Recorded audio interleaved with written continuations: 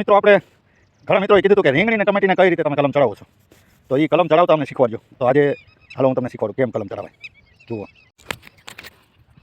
તો મિત્રો, આ ટમેટીનો છોડ છે. આપણે એની એક ડાળી અહીંથી લઈશું. આ ડાળી અહીંથી આપણે કાપી લઈશું. ચાલો હવે આપણે જઈએ રીંગણી તરફ. તો આ છે આપણી રીંગણી.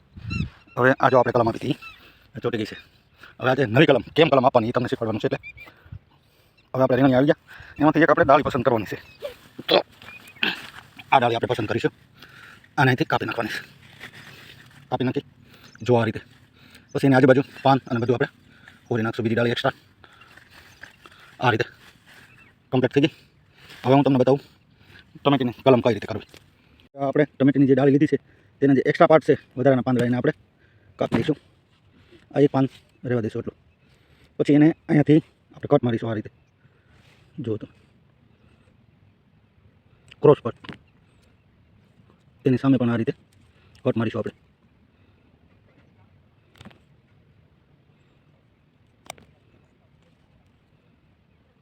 તમને બતાવું જુઓ, બંને બાજુ આ રીતે કટ મારી દીધું છે, આ બાજુ અને આ બાજુ. હવે જે આપણે રીંગણીની ડાળ કાપી હતી ત્યાં જઈશું. હાલો, આ રીંગણીની ડાળ આપણે લીધી છે, તો એને અહીંયાથી કટ મારીશું થોડી સુધી, થોડે ઊંડે સુધી. આટલું દેખાય છે ને. હવે આ જે કટ માર્યું છે એની અંદર આ ટમેટીનો છોડ છે ડાળી, એને આ રીતે ફિટ કરી દઈશું. જુઓ તમે આ રીતે. પછી એની ઉપર સેલો ટેપ મારી દઈશું.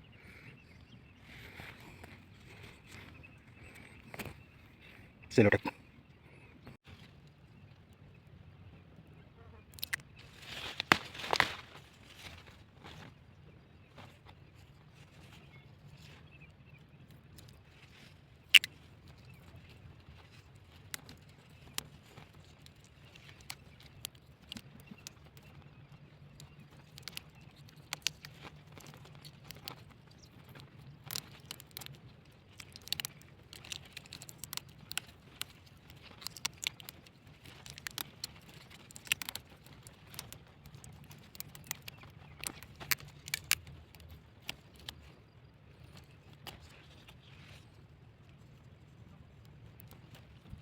આ રીતે જો મિત્રો, આ રીતે સેલો ટેપ આપણે એને મારી દીધી છે.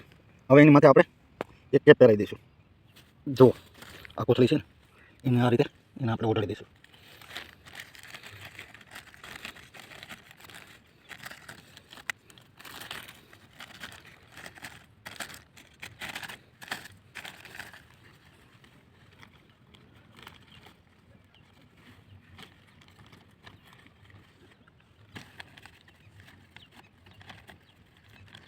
આ રીતે કેપ ઓર્ડર દેવાનો. હવે 8 થી 10 દિવસ માટે આને છોડી દેવાનું છે. 8-10 દિવસ પછી જ્યારે તમે એ કેપ કાઢશો ત્યારનું રિઝલ્ટ આવું છે. એ ચોટી ગઈ છે ડાળી, જો આ રીતે એ આંધો થઈ ગયો અને આ લીલા પાન કાઢે. પછી એની ઉપર મારેલી ટેપ હોય એ આપણે ઉખાડી નાખવાની. અહીંયા જે ટેપ મારી છે એ ઉખાડી નાખવાની છે અને આ રીતે તેનો આંધો પરફેક્ટ થઈ જાય છે અને આ રીતે કલમ લાગી જાય છે.